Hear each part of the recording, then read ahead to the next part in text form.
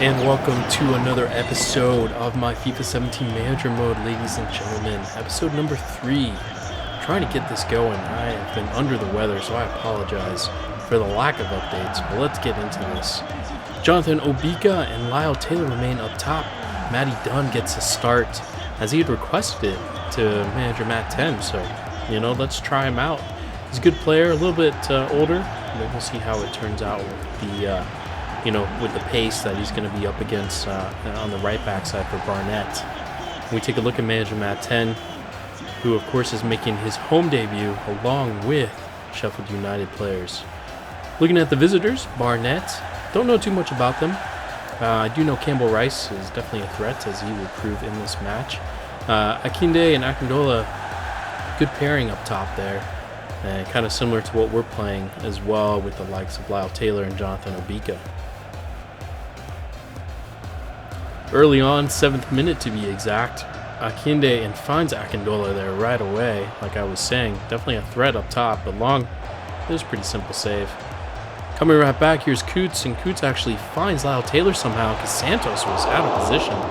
And you can see Taylor's shot was a vicious one, but just couldn't find the back of the net. Taylor still looking for that first goal for his new club.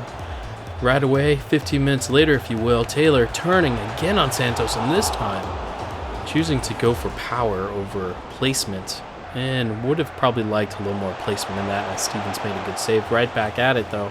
Right before halftime, the right back, Freeman, showing why he's a right back and doesn't find the target. We're jumping into the second half already, guys. Akinde here for Barnett, finds Champion, great ball over top to Campbell Rice, and Campbell Rice draws out 3 players, and somehow Akindola, what a header that is, to the far post over the likes of Long, and no chance for the keeper to save that. It was just perfectly looped in there. But you can see how many players that Campbell Rice drew out, about 3 total Blades players there, and just left on an island there. And Akindola made no mistake. Just a great header, good build up there from the visitors, and they wouldn't give up even more time here. 82nd minute already, almost another chance, another goal almost rather. And Long made the save from point blank range there, but again, came back at him, and who knows what's going on with the defense there.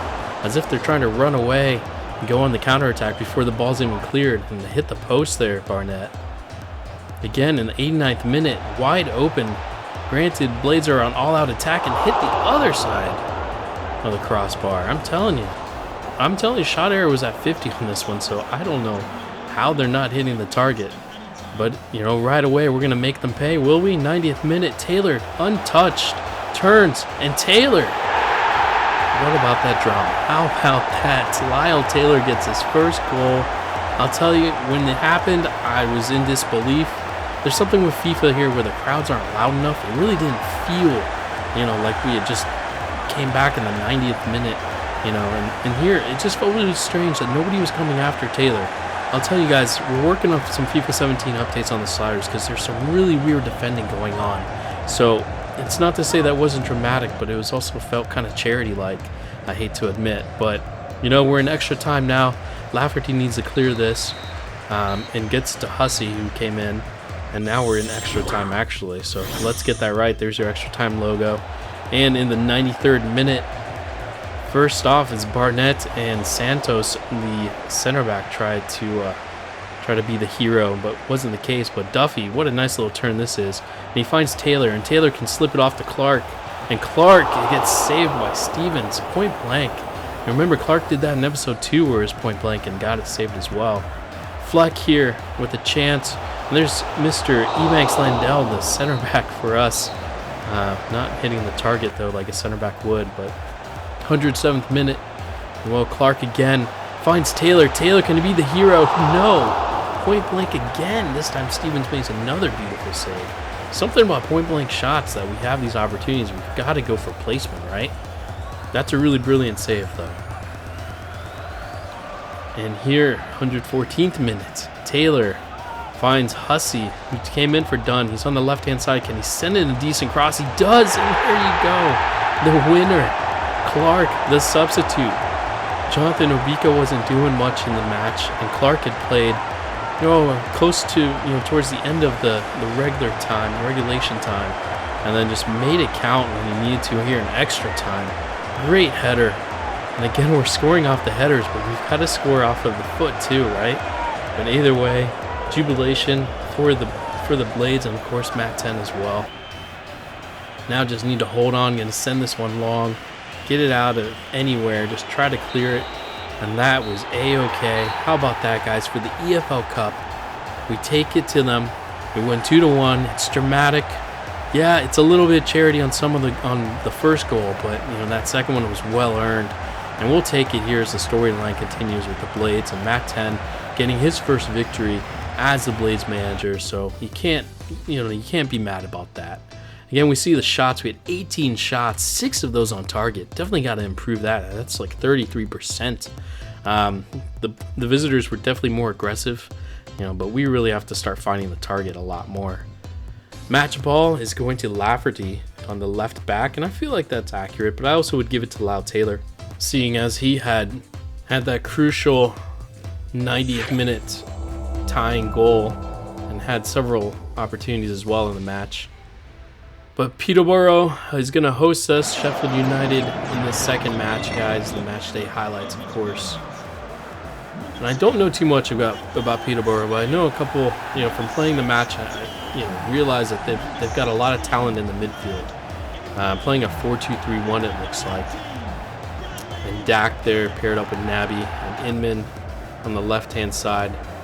It wouldn't be a very easy team here. And we come in with our 4-2 or 4-4-1-1, and in the second minute, we managed to play nicely there by Paul Coots, and actually Lau Taylor has some room and took a shot, trying to capitalize on his form right now, which is pretty good. He needs to find the target just a little bit more often, probably work on placement, but this is a nice play here from the home side. Great first time cross there from Dak, but Naby couldn't find the back of the net, fortunately for us. Here, Lafferty, a little patience, giving a little bit more time on the ball, and that funds Matty Dunn. Matty Dunn with a beautiful cross in. Obika showing he's still looking for his goal, of course. Hits the post. Here in the 34th minute, Naby, great switch there. Now over the top, Madison looked like a push in the back slightly, but Dak collects it and then finds one of the Peterborough players there. Nice little shot, but a little tame there for long. Dak, of course, showing some great effort. Finds that ball to Madison. Madison finds Ayala to Naby. Nice little turn from Naby, but this time wouldn't hit the mark. Missed again on that left-hand side. Right away, in another corner right before the end of the half. Here in the 42nd minute. Good cross over to Forrester, but Taylor picks his pocket. Now Taylor with the strike, and it's a great save from McGee. In the 44th minute, Naby again this time. Now a nice little drill pass to Dak, who actually didn't want to shoot, passes it off to Inman, and Inman couldn't find the back of the net either. We're seeing plenty of shots, plenty of chances. Is it going to be the same in the second half? We'll see. Nice little turn here, running on, and Naby again. But Long this time making a save. Naby went for placement. A lot better than his previous shots that have missed far. Wide, actually. And Naby again collects it, and this one goes far and wide. But you can tell he's really looking for that goal. We had to make some subs, though. Leon Clark coming in for Lyle Taylor. Colin Lavery, untested so far. Jonathan Obika, just not finding that goal yet, but we'll see how we fare in the 72nd minute. It's tested right away. Here's Lavery. What can he do with it? Finds Matty Dunn. Matty Dunn has to hit the target. He doesn't. Drags it wide. Not happy with himself because his chances are limited as it is. But here in the 73rd minute, a poor pass from Laverty. Finds Taylor to Madison. And it's a run on here for Dak against the defense. Shirley just trying to cut in, actually, and bash him. Definitely bashed him and caused the foul, which is indeed a penalty. You can see there, Dak probably came down a little bit easy, but still, it was at a terrible angle. Didn't really need to foul him there, of course. And then here, great save from Long, but with the rebound there, unfortunate. And made no mistake there, Peterborough. As Taylor, number 10, You know, it was a really poor shot, poor penalty. Great save from Long with his foot, and then again with his foot, but couldn't keep it out. You can see right here in the replay. Good reflexes, but just not enough. Wish there were better reflexes from the defense on helping him prevent that goal. So again, Matt 10's Blades are down a goal, and here in the 83rd minute, pressing on, Lavery with a great ball. Surely Dunn, what a save by McGee. And then Dunn has no angle on that second shot. Matty Dunn definitely had his chances, and this was point blank. Really have to beat the keeper there. Pick either side, and that would have been a goal. Matty Dunn has his head in his hands, and look at this beautiful cross. Somehow not offsides. Long wants to go quickly here. And in the 90th minute here, somehow, where is the defense? Basham, the center back, has a chance. And shooting like a center back. This is what I'm talking about with the FIFA 17 updates. Some really weird defending going on. Like it's the 90th minute. Where's the all-out defense? Where's park the bus mentality? You just don't see it. So something that has to be addressed. And look at this here. Bostwick trying to clear it out.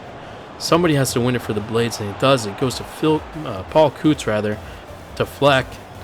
Skugel, nice little chip, beats the defense somehow. Lavery, whatever his name is, but his name is a goal. Goal in the 90th minute again for Matt 10.